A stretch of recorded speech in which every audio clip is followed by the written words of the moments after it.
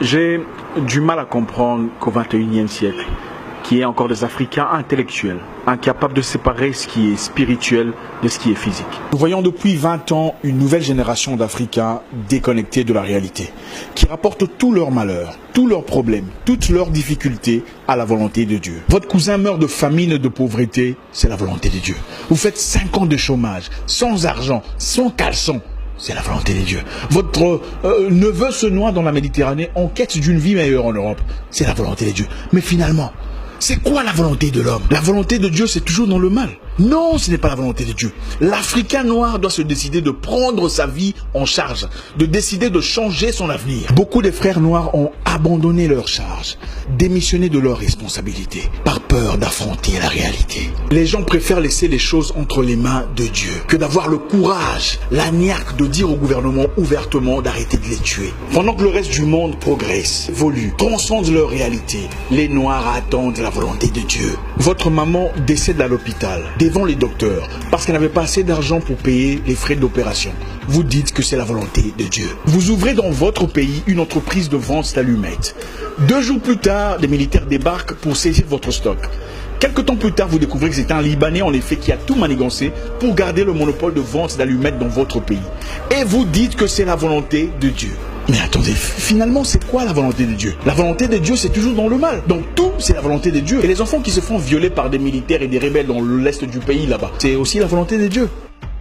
Je refuse de croire que Dieu, dans toute sa bonté, ait créé des enfants pour se faire violer à 2 ans, 4 ans, 7 ans.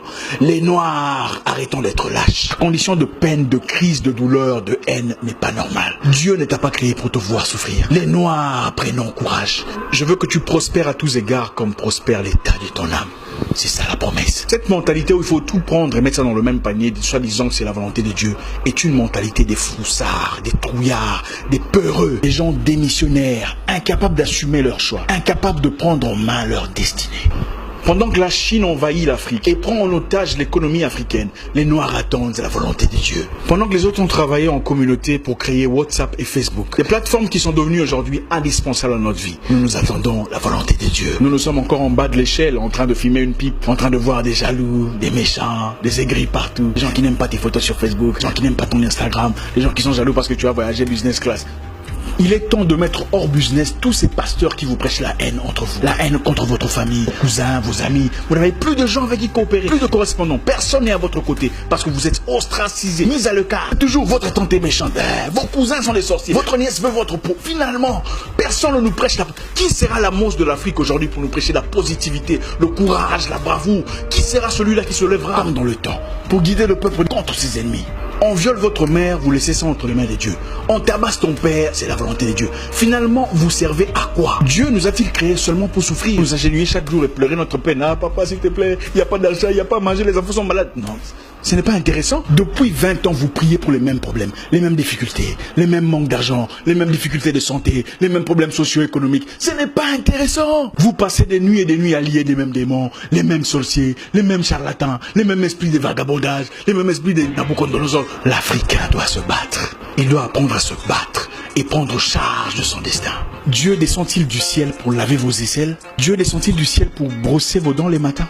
Pourquoi est-ce sa responsabilité de prendre charge de vos choix, de votre pays, de votre nation, de votre situation, de vos communautés? Eh frère, Dieu ne descendra pas du ciel pour écrire ton CV à ta place. Il ne viendra pas finir la corruption, la jalousie, le désordre chez beaucoup des Noirs. C'est notre responsabilité. Je vais vous parler d'un pays très intéressant. Pendant un temps, en Islande, les banquiers avaient foutu la merde dans l'économie. Ils avaient manipulé la finance, paupérisé la nation, pillé le peuple. Dans une série de blanchiments d'argent, les banquiers avaient accumulé au nom de l'Islande une dette de 50 milliards de dollars. Une situation qui manifestement avait déstabilisé l'avenir du peuple. Qu'est-ce que les Islandais ont fait? Ils sont allés dans les rues. Ils ont jeté en prison les banquiers pour 75 années de prison et annulé la dette. Ils ont pris charge de leur destinée. Pendant ce temps, les Noirs attendent la volonté de Dieu. Et si je vous disais que nous ne sommes pas les seuls à avoir été colonisés? Le Singapour, la Malaisie et la Chine qui a été bombardée par le Japon. La Malaisie a eu son indépendance en 1947. Où sont-ils aujourd'hui?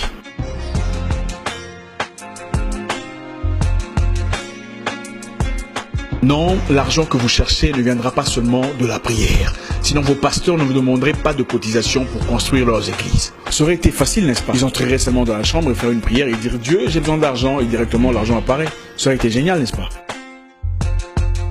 Les païens, les perdus, les idolâtres créent le téléphone avec lequel vous me voyez aujourd'hui, avec lequel vous faites des transferts PayPal à votre église en cotisation. Mais vous attendez la volonté de Dieu.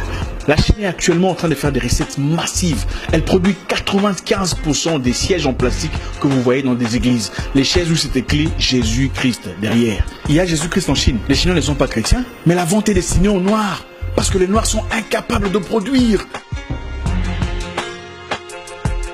Pendant ce temps, sur le même siège en plastique venant de la Chine, avec le nom de Jésus labellé derrière, certains pasteurs se dénoncent mutuellement qui est sorcier, a commencé le ministère avant l'autre, Africains endormis, perdus, désorientés. Arrêtez!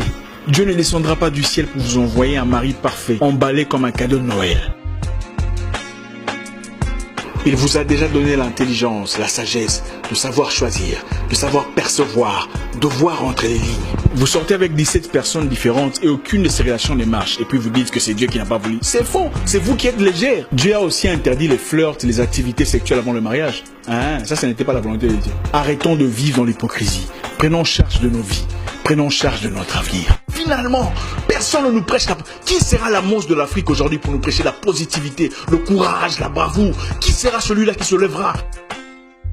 Vous passez des nuits et des nuits à lier les mêmes démons, les mêmes sorciers, les mêmes charlatans, les mêmes esprits de vagabondage, les mêmes esprits de Nabucodonosor. L'Africain doit se battre. Priez pour le salut de votre âme, mais soyons assez braves pour faire face à la réalité.